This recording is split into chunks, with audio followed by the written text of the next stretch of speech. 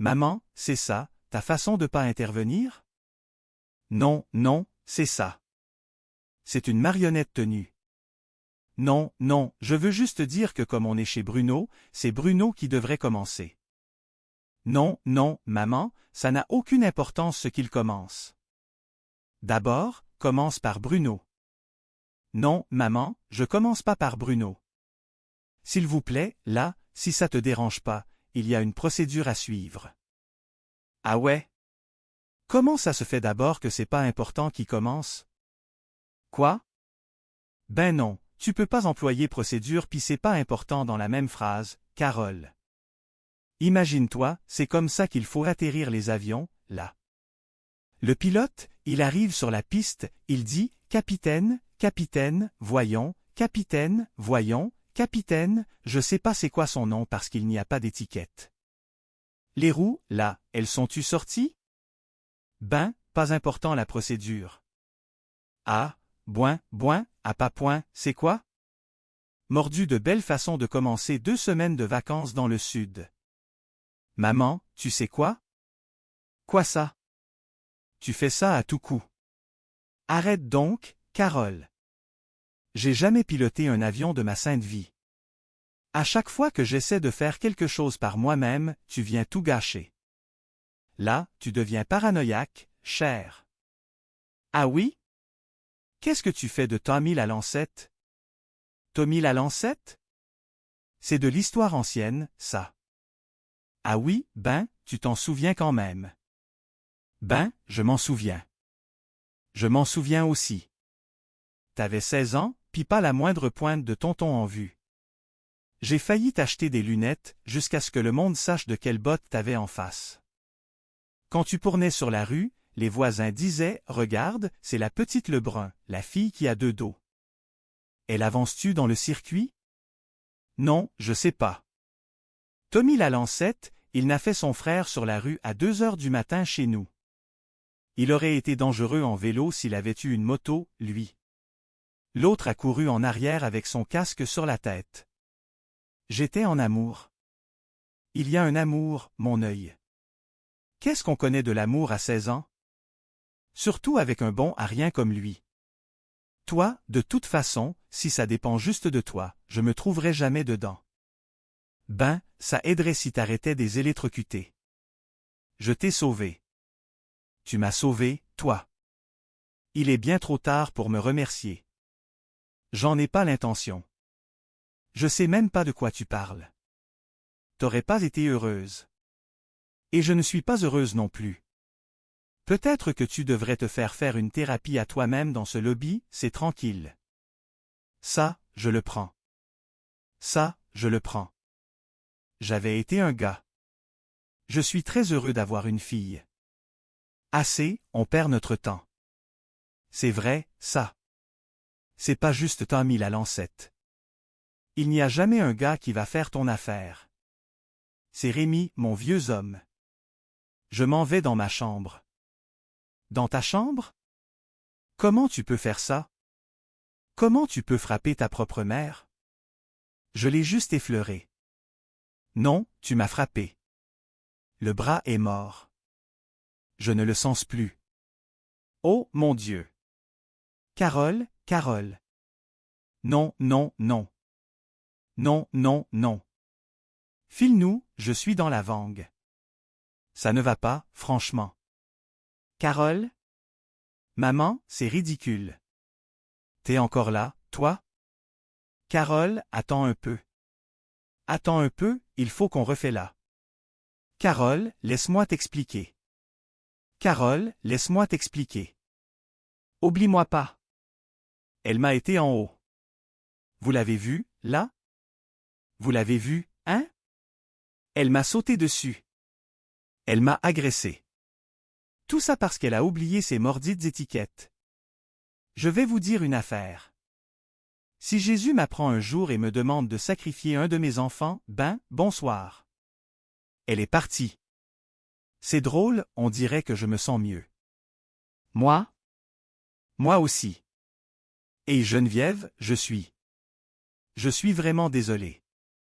Oh non, non, non, c'est moi. J'aurais pas dû faire tout un drame avec le fait d'emménager ensemble. Non, non, non, c'est toi qui as raison. Tu veux dire que tu veux qu'on vive ensemble? À une condition. Bon, laquelle? Geneviève, Geneviève, est-ce que tu veux m'épouser? Ben oui. Oh ben quand même, c'est une bonne nouvelle. Il faut annoncer ça à tout le monde à Bronzeville. Bien, je viens. Je pense que ça s'est bien passé. C'est une super bonne idée, pas utile bon sens. Merci. Ah? Hein? Tu veux prendre un petit café? Ah non.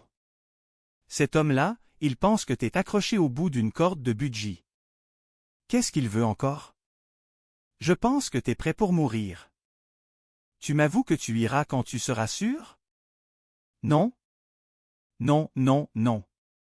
C'est quoi son problème? Dis-lui qu'il se tienne tranquille, sinon je vais monter et prendre sa température. Attends un peu. Attends un peu. Prends ça.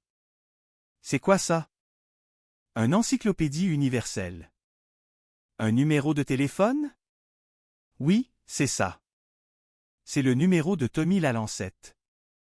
Ah? Tu sais comment est-ce que j'ai eu ça, les cancers?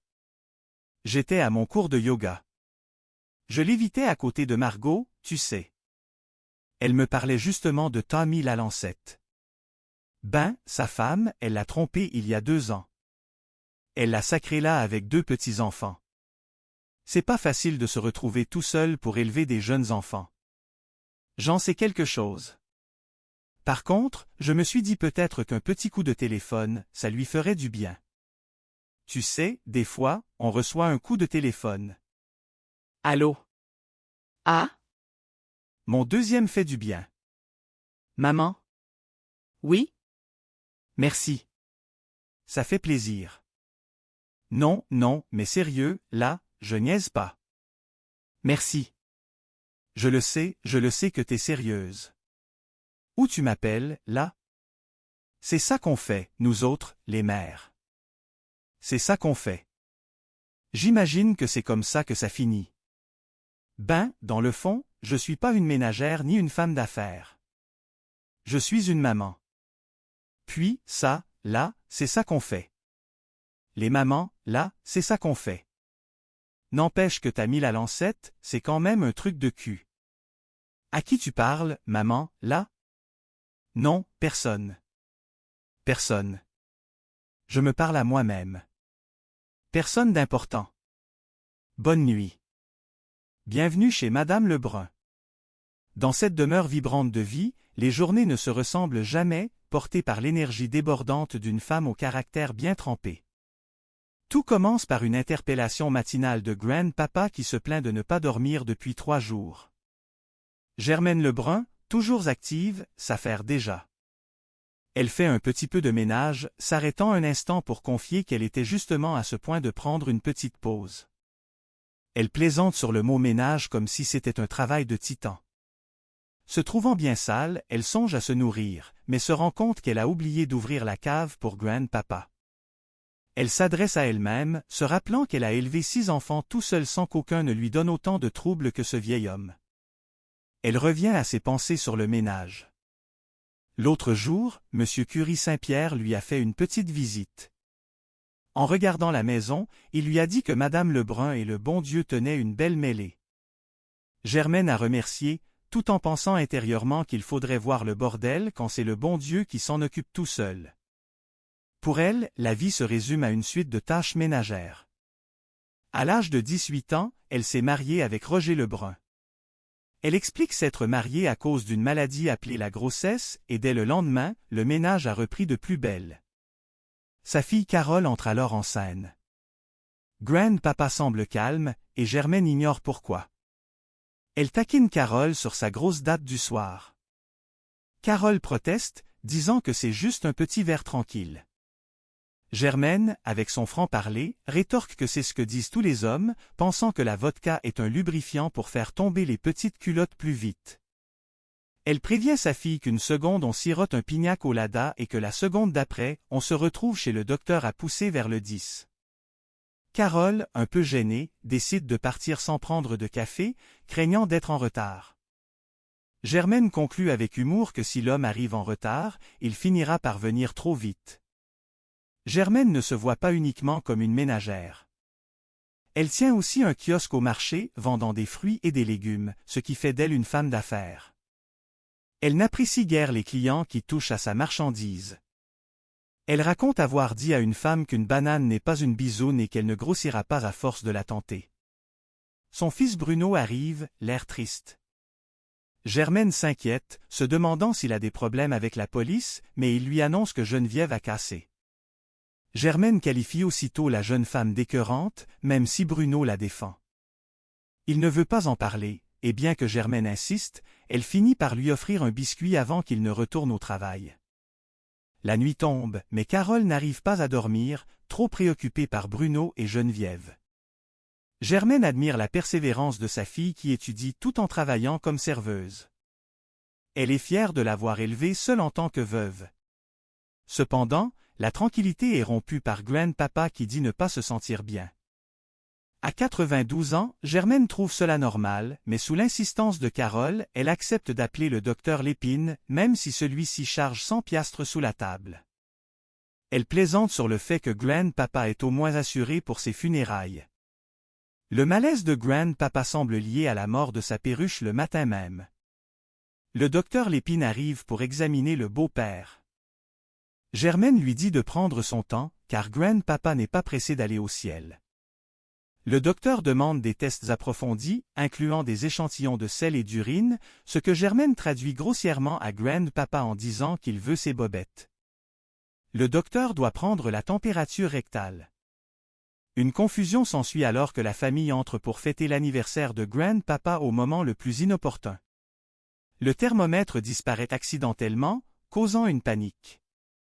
Le docteur suggère d'emmener Grandpapa à l'urgence pour explorer la cavité, ce que Germaine compare ironiquement à la recherche de gaz de schiste.